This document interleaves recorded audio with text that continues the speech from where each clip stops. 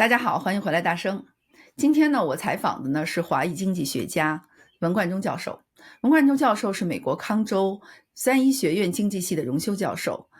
他也是华人经济学界最具洞察力和制度批判力的学者之一。文教授研究的领域包括制度经济学、土地制度、中国政治经济、全球化和中美关系。他以深刻分析中国的国家资本主义体制下面经济结构性问题而著称。在他看来，中美冲突的本质绝非简单的贸易摩擦，而是深层次的制度不对称带来的结构性对抗。所以我们这次采访呢，也围绕着川普总统最新推出来的全面征税政策展开。我也希望借助的是文老师的视角，剖析这个政策背后的美国的制度逻辑、经济后果和地缘战略意图。同时呢，我们也深入探讨了中国当前有可能的应对空间和制度困境。当然，我们最后落脚点是，当全球化进入阵营化和碎片化阶段以后，是否世界仍然有可能重建一个开放、公平、良性的国际经济秩序？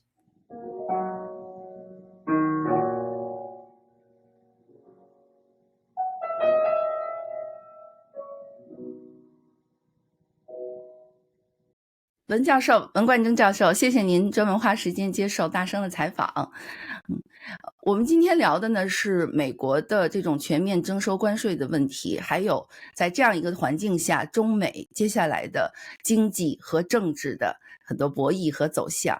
我知道最近其实观众们都很关心，就是美国这边川普他在4月2号美国的解放日提出来了一个对全世界的绝大多数国家做的一个全面征税政策。您认为这个是不是标志着美国现在正式的要放弃它给其他国家的这种最惠国待遇原则，还有就是这种多边贸易体系，这是不是对他之前自己设计出来的这样一个 WTO 架构的一种制度性的否认呢？很多人都在担心这个问题。首先呢，我想区别一下那个川普和美国的区别啊。那么WTO和前身的那个所谓 GATT 嘛，就是关贸总协定嘛，那么是美国制定出来的，对吧？那么跟川普其实是没什么关系的啊。那么川普呢，他主要是看到了在这个框架之下，美国现在呢，内部的债务呢就是越来越大，那个不堪忍受了。那么然后呢，对外贸易的赤字呢也有增无减。那么这两个情况呢，都是不能够持续的。从经济学上来说，你是不能持续的。所以呢，他现在是要针对这个来采取一些措施。在这之前呢，其他总统呢也在想办法，但是呢效果不大。那么他现在来一个猛药啊。那么你刚才问到呢，就是说对那个最惠国待遇的意味着什么？这个倒是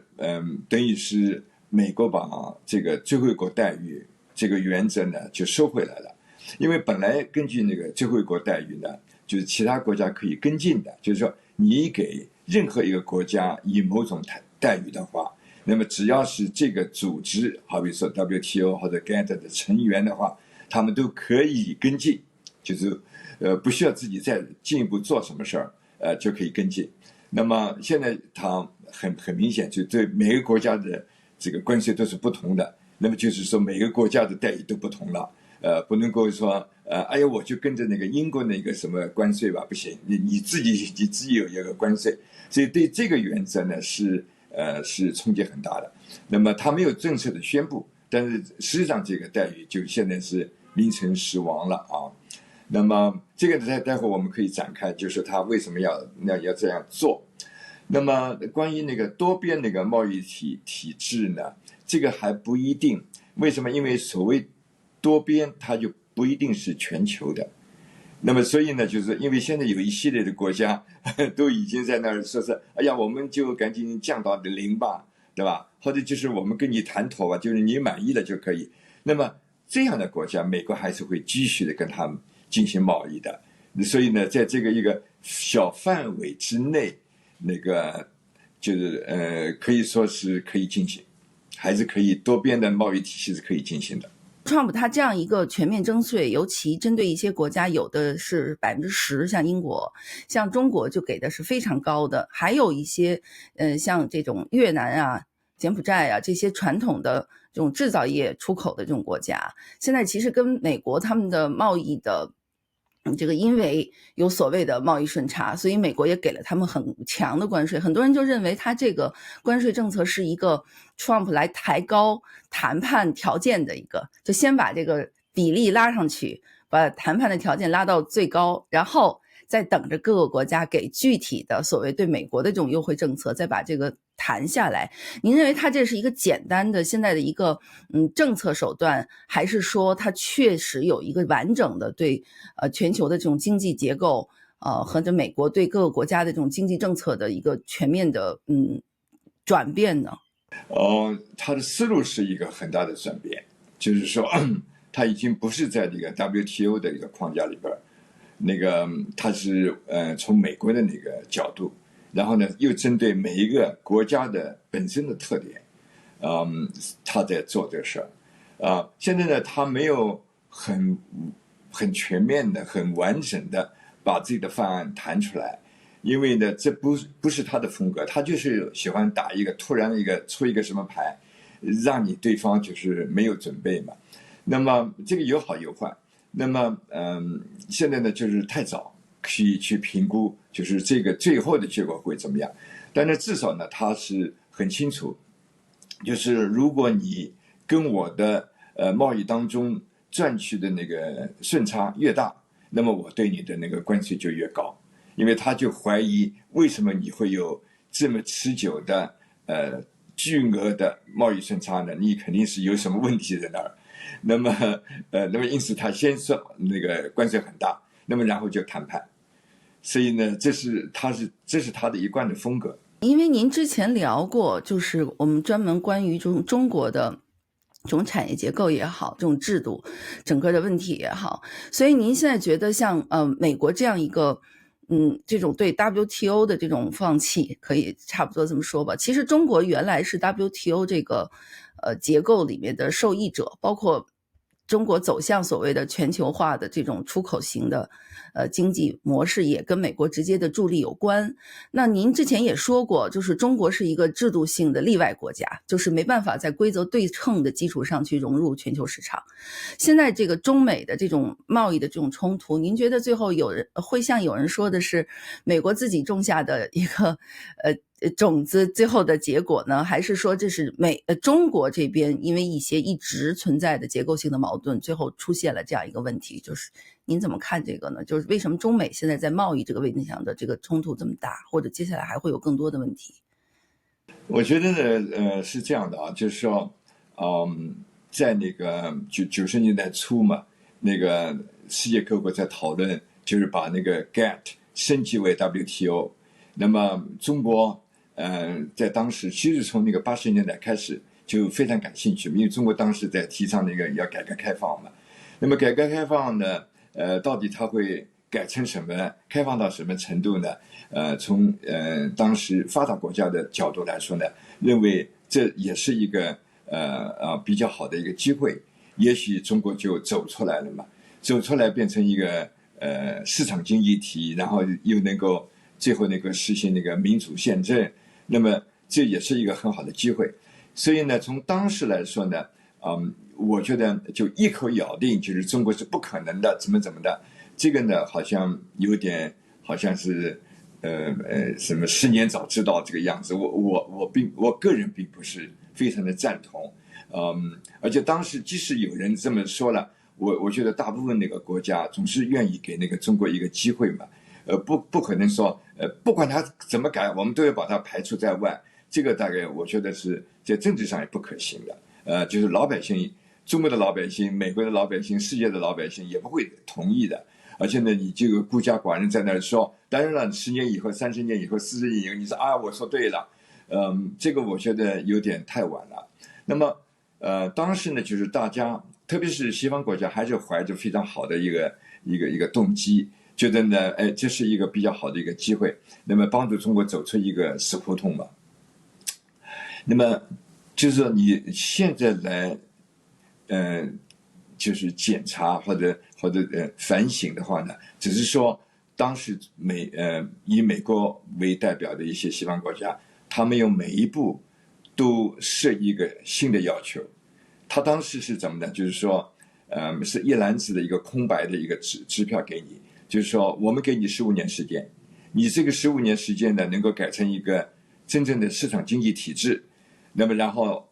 我们就正式承认你是一个市场经济，那么然后以后你就是一个正常的 WTO 的一个成员，当然了，就要求你跟我们一样的开放，对吧？一样的一个自由经济体等等。那么在这15年之内，就是我们就给你时间了，你就去改吧。我们这儿呢就单边的全都开放了。所以为什么从2001年开始，哎呀，那中国真是等到这么一个机会，就是西方所有的国家，因为美国带头开放了以后，所以其他国家都开放，所以呢，所有的领域几乎都可以进去了，对吧？所以为什么现在那个西方国家就在自己的机体里面啊，无处不在有中国的因素在那，你要把它清理出去，已经变得非常困难了，对吧？而中国是从一开始就防的。你想它能够建成世界上最完整的产业链，这里面是什么意思啊？就是说我从一开始就不相信全球化。全球化是什么意思？全球化就是说我有必要优势的我去发展，我没有必要优势的我赶紧放弃。中国不是，中国说我所有的东西，我就是没有必要优势我都要搞，那么就是建成了，就是说我就是一有事情我什么事情都不要求别人。那么现在是一直在这么强调，就是说我建成了世界上唯一的一个最完整的，对吧？怎么的一个产业链。那么就是一开始他就防好了。那么现在呢，西方确实很被动，因为西方还是有点像绅士风度了，就是说我说的什么话了，我要开放，那么我就真的开放了，对吧？那么等到12年、13年，他们就开始有点来检查中国，但是已经发了很多警告，说你中国现在离开市场经济体系还很远。那么中国不听，中国当时就一直在搞那个国进民退啊什么的。中国的改革呢，其实80年代有一个很大的动作，就是他把事实上的农奴制，就是人民公社，这个体制解散。这个是不得了的事情，这是把整个一个农村里面的，包括那个好几亿农民，包括那个整个一个乡村的一个治理方式，对吧？还有包括那个就是农业生产本身的那个组织形式，回到那个单干，回到那个个体户，这个是不得了的事，因为等于你把那个农奴就是解放的差不多一半了。他们现在当然还有一个问题，就是有个户口问题，他们不能够变成一个城市里面的人。那么另外呢，就是他们没有土地的所有权，对吧？但是呢，在其他方面，确实跟人民公社之下的那种农奴呢是有很大的区别。那么这是影响到整个一个农村的。那么接下来90年代，你记得吧？就是当时那个朱镕基搞那个国有企业的改革，对。那么当时就保留几百家特大型的国营企业，那么还有50万家，这是不得了的一个数字，50万家国营企业，当然大大小小，从中央的央企一直到那个地方的，甚至一直到县的都有国营企业，那么全都那个私有化。所谓私有化，它就叫民营化，但是译成英文呢是一模一样的字，所以老有人来为难我说，他说那个文教授，你不应该在中国说私有化什么的。我说，请问你们在翻译你们的这个所谓的这个文件的时候，这个民营化是怎么翻译的？那么他说 privatization。那么我说，你是不是在骗外国人啊？你对外国人说这是私有化，对中国人说这不是私有化，你是什么意思啊？对吧？所以呢，就是说，但是这个本身是一个也是不得了的事，因为把城市里面的大量的工人、大量的资产都解放出来了呀。那么这都发生在加入 WTO 之前，所以呢，就是给世界，特别是像那个发达国家，就是有一个信心说，哎呦，中国这么大的事情，他都在做了。那么加入 WTO 以后，那么他当然应该继续前进了了。那么没有，他加了进去以后就开始倒退。所以呢，但是呢，等到12年、13年，对吧？那个西方很多国家发出警告，那么中国不理，对吧？还那个猛进，就向那个国进民退这个方向猛进。那么等到那个16年，所以这些国家一个一个都发声明，就是拒绝承认中国是一个市场经济，拒绝给中国以市场经济的地位。那么这个已经说明很大的问题了。那么2016年的话，你像现在已经9年了，就是又9年了。这个9年当中要去清理中国这个所谓非市场经济又享有市场经济的地位。为什么？因为从2010年开始，世界各国已经给中国以市场经济的地位了，所以这个就是本来门已经开得很大，现在门要关起来，这是很痛苦的。第一呢，给中国一个印象是，哎呀，你怎么要关门了？你本来门开得很大的嘛，我所有地方都可以进来的嘛，你怎么现在要关门了？那么第二呢，就是本身你只要一开你自己的经济体里面一定会产生出所谓共生体，也就是说，我是美国人，但是我在做中国生意，我是靠中国发财的。就每个国家都出来很大一批这样的人，靠做中国生意发财，但是他又是一个自由经济，他是在一个自由社会里面，你凭什么就不让我发财了？你凭什么就不让我跟那个中国做生意了？所以这就引起很大的反弹。那么现在西方国家是很痛苦，就是他犯这个错误，就是说他不是说我一步一步的开放，是根据你的开放、你的改革的程度，我相应的做一个。不是的，他说我一下子开放，那么然后呢就等着你来改，然后呢15年以后发现你们没改，好了，你再退回去怎么退呢？对吧？所以呢就是到目前为止呢，就是从那个奥巴马开始嘛，他已经一直在考虑这些问题嘛，怎么办？那么现在呢就是川普呢，他现在是一个猛药，对吧？这个问题我们待会儿还可以再讨论下去的。那个如果你没有什么要 follow up 的话呢，我就索性把那个就是他那个他现在那个对等关税啊，这个思路本身啊，我觉得还是可以成立的。就是说，川普呢，他现在当然就是入驻白宫以后呢，有一系列的事情呢，就引起很多人的不满。那么甚至对他的人格啊，对他那个动机啊，对他的那个什么都会有很多的批评啊。那么我呢在有些问题上我对他也是有很大的批评的。我好比那个乌克兰问题，他的俄乌战争之间我觉得你还是要区分谁是侵略者，谁是被侵略者。那个被侵略者现在勇敢的在反抗，你应该给他一个肯定的你不能够好像就是把那个和平就压倒了这个是非问题，我觉得不应该的。但是我们今天呢，就事论事，我们就谈关税那么关税的问题上呢，因为他现在提出来是对等关税，对等这个概念其实是GATT 一成立就是坚持这个观点的。为什么呢？因为如果你没有对等这个概念的话，那有的国家他就是说我永远不改，我就是要搞那个贸易壁垒，我就要搞那个歧视其他国家，那你对他这个国家怎么办呢？你最后你只能说是那对等但对不起，你要这样做的话，我也这样来对你，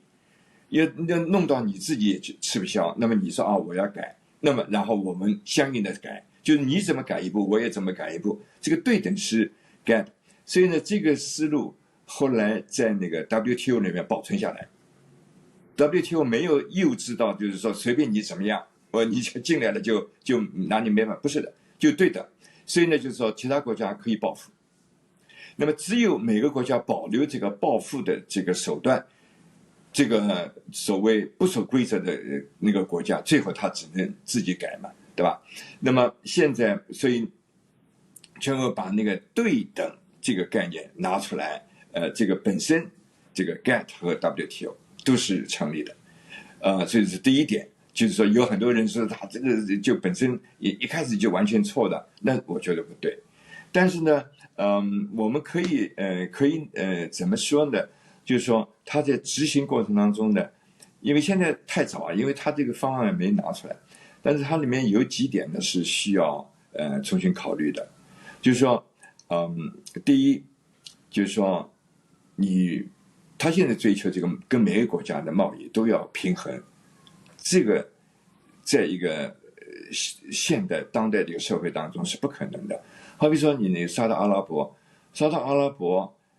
它主要就是卖石油，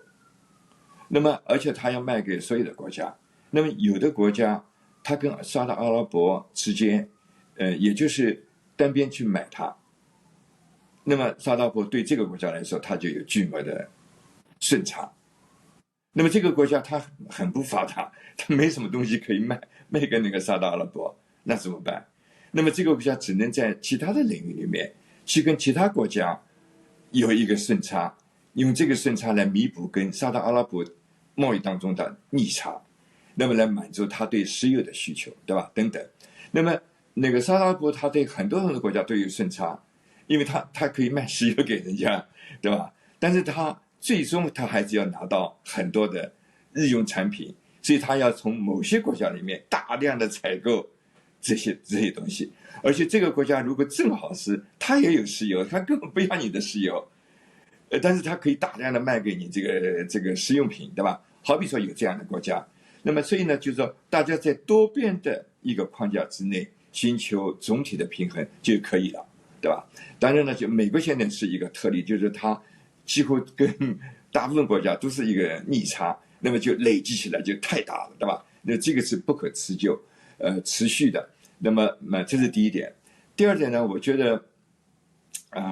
就是他现在这个公式啊，计算这个所谓对等关税这个公式呢，现在有很多人分析下来这是不成立的，里面有很大的问题。那么我们现在只能说它是一个手段嘛，也不是说我就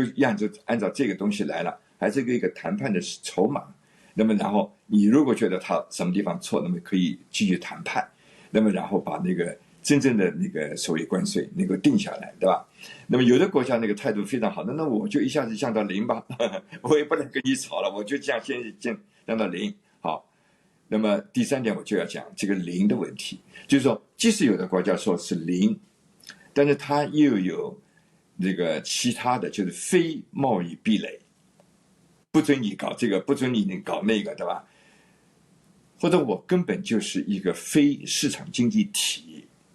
所以呢，我即使把那个名义上的那个关税都降到0了，但是实际上我这个经济本身里面充满了价格的扭曲，充满了各种这个政府的补贴，对吧？各种壁垒，好比说现在呢电商是越来越重要了，对吧？另外呢，文化艺术产品也越来越重要，因为随着人的层次升高以后，不会一天到晚要吃多少东西啊，要穿多少衣服啊。其实更多的是，好比说我有很多的书想要买，就有的国家说这种书我就不准进口，电影就不准进口，什么什么艺术就不准进口，什么什么的那种乐队就不准你来演出，对吧？这个其实一场演出的钱是不得了的，因为这是一个艺术文化的这种东西的价值是很高的。那么所以呢，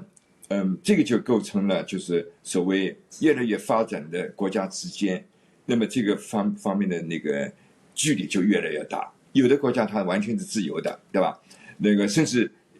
对那个中国来的那个艺术什么的都是很开放的，就是你要派一个艺术代表团到美国来访问，很多地方都是很欢迎的。但是你去试试看，美国说我要派一个什么艺术代表团到你们中国去，那你审查了审查去，有时候最后一刻还取消，对吧？那个完全根据这个政治上的需求，所以呢，这里面以后也会变成一个巨大的一个障碍，就是说人民之间的交往，特别是也是一种贸易形式嘛，也是一种那个国际交流的形式。所以这些东西呢，最后，那个川普呢，他当然现在都是归纳从一个关税，就是最后我是用关税来惩罚你。那么这也是吸取他的这个第一任期之内的一个教训，因为第一任期的时候呢，他当时是那个这个所谓那个雄心勃勃的，就是他不是跟那个刘和为代表的一个中国一个团队嘛，就是讨论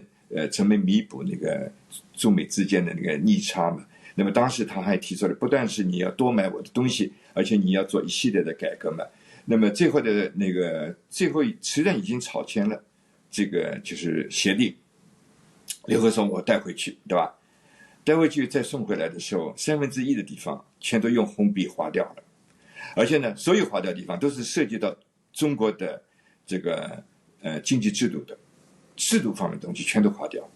而那时候那个川普已经急着要连任的话，他要开始竞选了，你要拿点东西出来，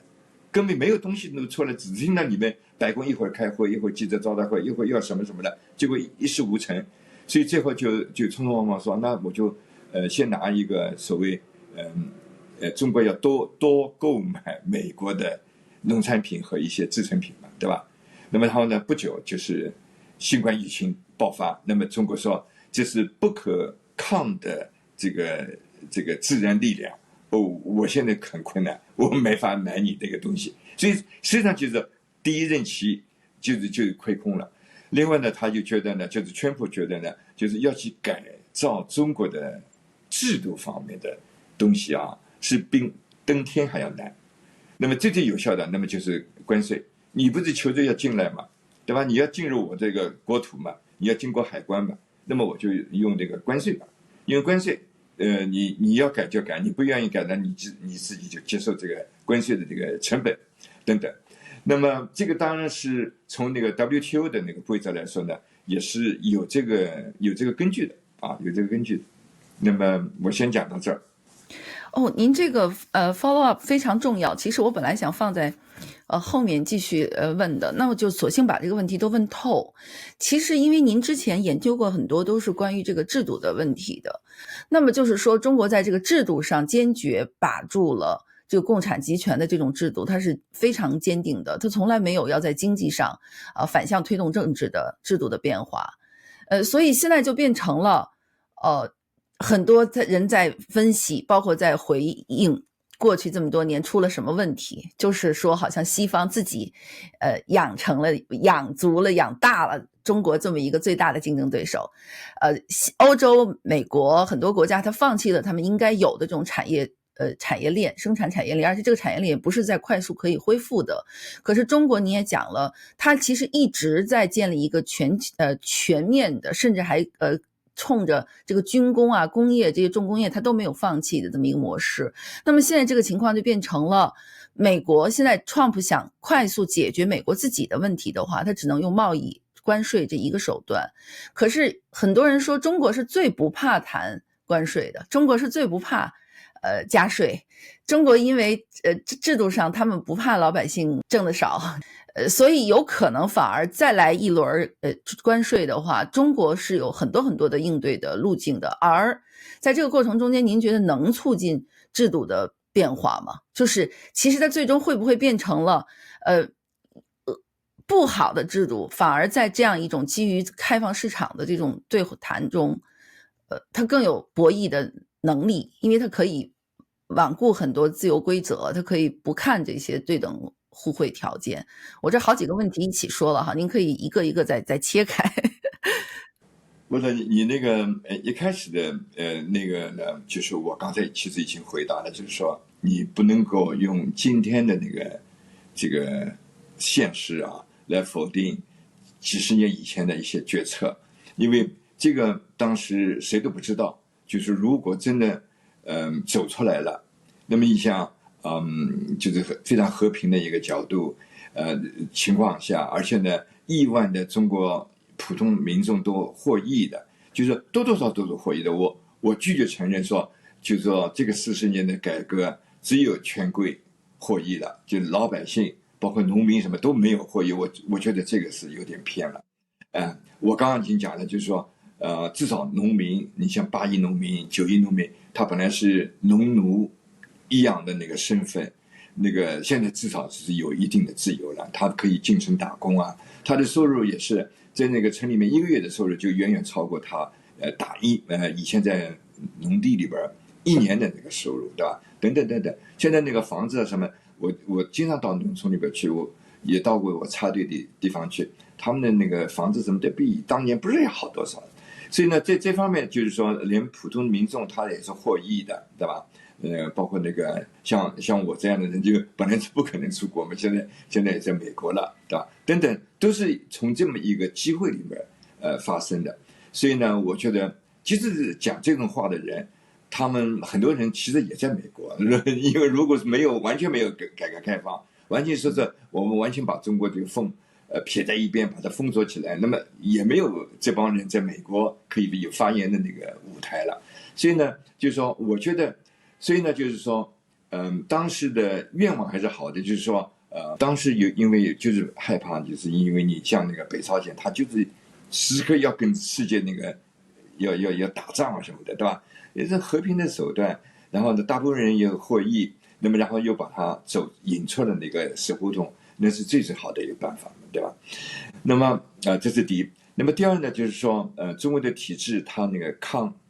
那个所谓关税啊，这个压力的能力啊，确实是要比一般的那个国家要大。因为它的最大的一个好处呢，就是说，它本来是用谎言和暴力来维持政权的，所以呢，它可以煽动那个民族主义，那么然后呢，让大部分老百姓就跟着政府一块儿过那个很苦的日子，然后呢，他们脑子里面说是因为这是外部的敌人在压迫我们，对吧？不让我们中国人过富的日子、现代化的日子，这是外国的那个敌对势力造成的。那么我们要跟政府站在一块儿，为政府的困难这个分忧。在这个情况下呢，确实是就是说很难去改造它。那么我并不认为现在那个川普他是有这个去根本去改造中国这个体制的这个计划，我并不认为。现在反而是他就认为就是中国这么一个体制是很难去变化它的。那么但是呢，我们不让它很迅速的超过我们，因为在过去这个30年40年当中，那么就很清楚，就是中国超过发达国家的速度是实在太快了，对吧？因为你想那个 WTO 以后，他就把那个一些老牌的那个帝国主义或者资本主义国家，几乎就一两年就甩一个，一两年就甩一个，对吧？那么后来到那个2016年的时候，根据那个购买力评价，现在有很多很有权威的那个机构和经济学家都认为，这个其实中国那个经济实体啊，总量已经超过美国了，对吧？等等，那么就说明就是说呢，在一个非常舒缓的、自由的这个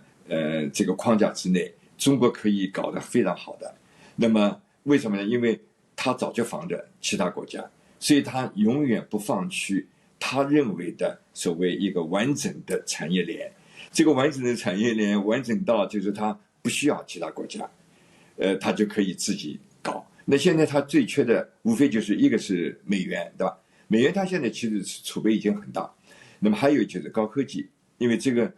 高压之下，它这个所谓高科技的创新能力是比较差的，因为它并不是一个真正的一个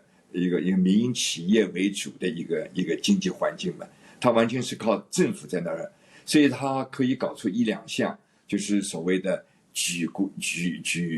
体制，用那个整个国家的资源，不惜成本的去搞一两项这个高科技，这个完全可以搞得出来。那么然后用这一两项东西去掩盖所有其他方面的普遍的落后，普遍的那个停滞不前，他是用这个办法。那么苏联本来也是这样的，每隔几年他就会有一个东西出来，哎呦，这个整个世界都羡慕的不得了，对吧？那么在这个情况下呢，就是说两者之间你到底取哪一个好呢？我觉得还是要取现在这个比较好。为什么？因为至少使得你这个体制不要变成很迅速变成老大以后还要变成那个更加大，对吧？因为他到底是14亿人，在这个体制下，他如果要做坏事情的话，可以做得很大很大。所以呢，我觉得目前这个办法呢，至少从动机上来说，我说还是可取。您刚才说的一个点就是说，当年开放的时候是所有人都是一个怀有好的动机，而且实际上中国老百姓也受益了。其实您的想法是不是应该中国根本就应该继续沿着这个开放、对等，然后平等的这种互惠关税也好，各个制度上的开放平等这个路走下去，这个也不枉当时西方包括美国为首的这个国家整个给中国的这么一个机会，是吧？如果真的使得中国在15年的时间之内完成那个经济改革的话，当时呢，这个从世界银行，从那个美国的那个跟中国不是每年都有一个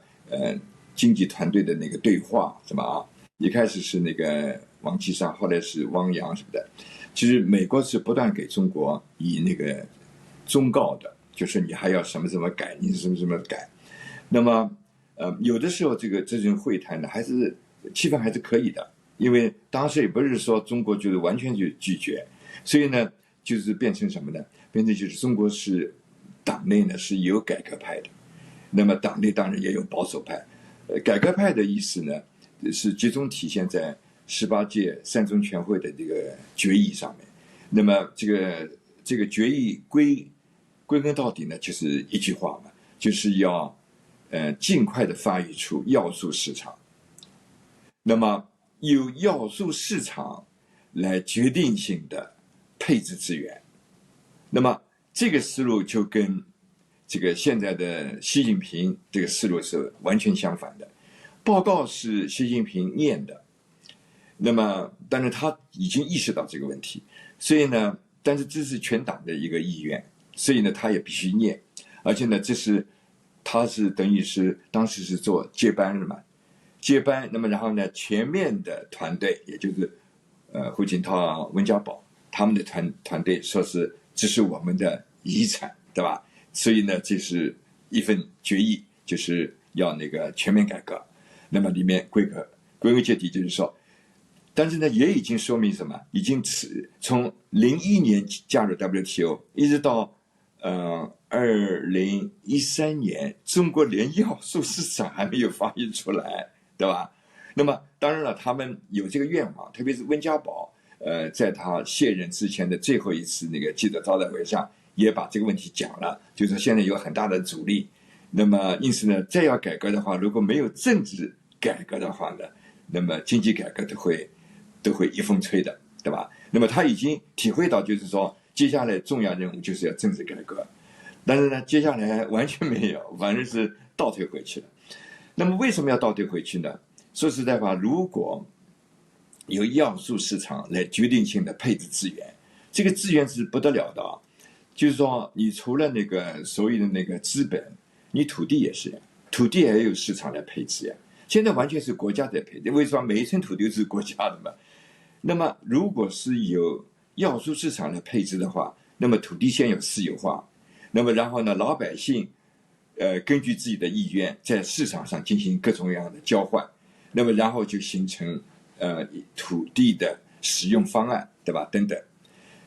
除了你公共投资之外，那没办法，那么国家有征用，对吧？但是你一定要向老百姓解释清楚，这为什么是一个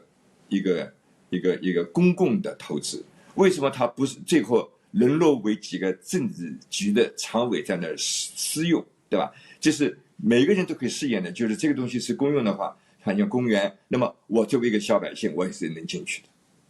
对吧？不是说门口有那个岗哨，然后拦住你说这个里面是什么国防重地啊，这是什么政治重地啊？没有的。所以呢，在这个情况下呢，是可以验证的。那么在这之外，就说你不是公共投资的话，那都是应该由私人来决定的。那么这是土地，那你工人更不要说了，你所有的那个农民的他的那个地理环境里面的那个所谓迁居到什么地方，最后在什么地方定居，对吧？这也是完全有自由的，完全由自己来决定，不是由户口来决定的。户口是什么东西啊？对吧？你在美国就从来没有这个户口的，你要迁你就迁好了，对不啦？这是根据你自己的意愿，你的行工作的那个一些需求，对吧？或者你跟亲属要有一个团聚等等，就是种种的考虑之外，这完全是个人的一个考虑，你才决定我到什么地方去定居嘛。现在在中国完全是根据户口在那儿指挥你，而且跟着户口的又有那个劳保、医保、失业救济什么的，所以呢，这套东西本来都应该都废除掉。因为你既然是自称是一个社会主义国家，那么当然你作为工人和农民，对吧？因为农民工现在变成工人里面的骨干了，变成最主要的，因为最累、最脏、最危险的工作都是这些人在干，对吧？那么当然这些人呢，就是像奴工一样了嘛，对不啦？当然没有什么基本的权利，他们就是失业了，就是都给当地政府赶回去，就是你那个像老家不是有块什么土地嘛，你去种地去吧。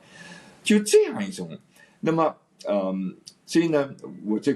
回来啊，就是说，如果有要素市场的决定性的配置资源，就没有党的什么，那么多事情了。那么作为党要指挥，东南西北中，对吧？一切都要由党来指挥，就没有了。所以呢，就是习近平他意识到这个问题，就是说，那么党就大权旁落了嘛。党就最多做这思想工作嘛，而且呢，人家要理你就理你，你觉得你这个想法是对的，人家不要理你就不要理你。为什么？我所有的一切都是在要素市场上面解决的呀。我要感谢的是市场这个市场经济呀。那我为什么能感谢你啊？但是习近平要树立一个什么概念？所以说一切都是党给你的，连你吃饭，你都是党给你吃的饭。你不要吃的党的饭骂党，就变成这么一个完全一个颠倒这个现代政治的概念。为什么呢？因为所有东西都控制他手里面，所以他就可以那样讲。他现在真的可以做到，就是今天让你有饭吃就有饭吃，你今天骂党，明天就通知有关单位掐断他的粮票，掐断他的那个工资，他的劳保、医保。所以这么一种情况下呢，他就觉得，哎呀。那这个党的那个专制统治就不能够继续下去了，所以他后来就他一边做了报告，一边出来会场以后就开始讲底线，各种底线。国营企业就是要做大做强，就是要用党库、国库去把它做大做强，即使它本身里面没有什么比较优势的，对吧？没有什么效率的，都要做。为什么？有了这个国营企业，才有我们党。农地就是集体所有跟国有企业是我们的底线，不准动。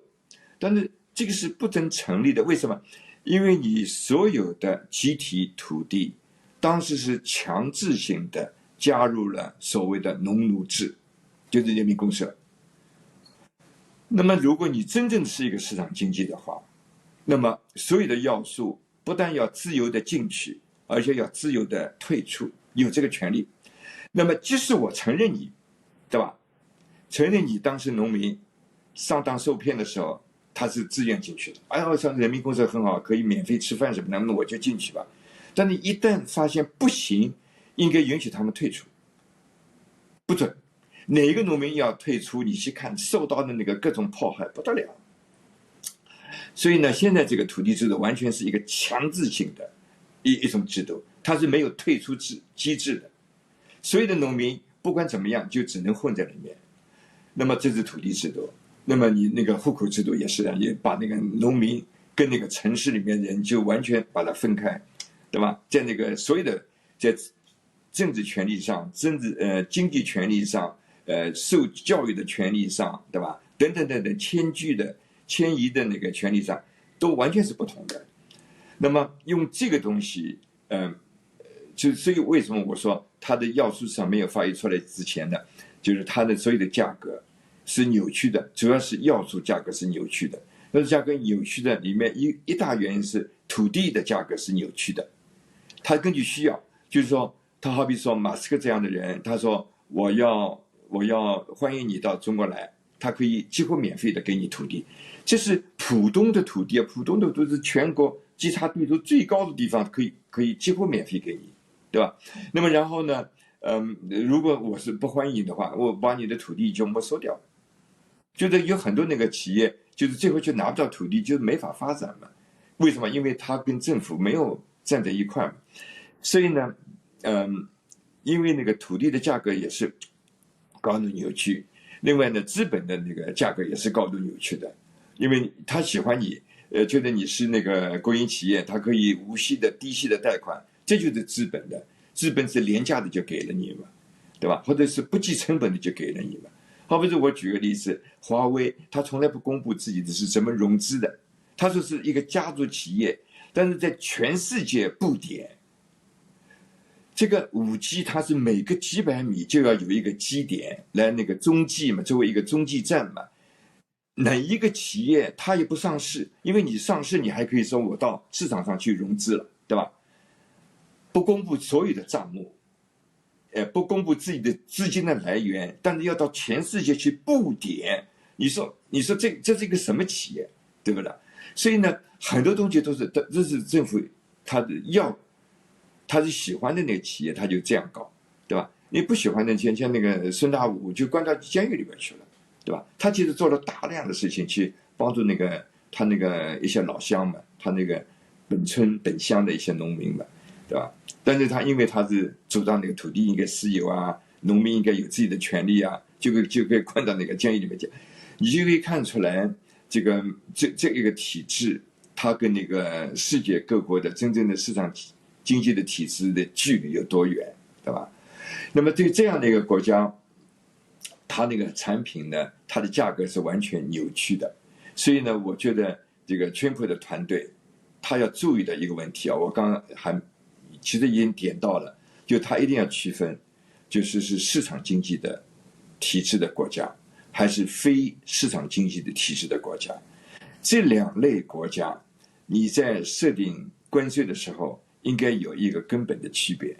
因为呢，前者它的价格扭曲程度是比较小的，因为不排除有扭曲啊。像那个欧盟，它就高度保护它的农业，津贴的不得了。那所以呢，就是对美国的农民来说是很不公的，对吧？因为美国的农民他当然也有津贴，他的津贴是被动性的，就是说，因为欧盟在这么高额的补助你们的农民，使得你们的农产品可以很便宜的来卖给我们，对吧？那么我们这个农业如果不保护的话，那不是被你们欧盟的农业要给打垮了吗？所以呢，就是也被迫的要进行那个津贴。但是美国、加拿大、澳大利亚，它是本身是有比较优势的，就是它不依靠那个津贴也是可以这样搞的。那么日本也是的，日本一看你那个欧盟在那么补助嘛，我也补助呀，对吧？那么所以呢，台湾啊和那个南海也都这样搞。所以呢，就是说有些是主动，有些是被动的。那么但是基本上他们还是市场经济。那么所以呢，你要有一个关税的一个标准。那么另外呢，有一些就是它本身就是完全是扭曲的，整个体制都是扭曲的。这种经济体，你搞对等的话，你就上当了，对吧？因为他说啊，我的税率只有多少多少，那么我们也来多少多少，你不可能打过他的，因为他整个一个经济体里面，这个那个扭曲啊、补贴啊、那个贸易壁垒啊是非常巨大的。那么因此呢，这个当然我希望他引起他那个团队的注意，那么然后制定不同的政策。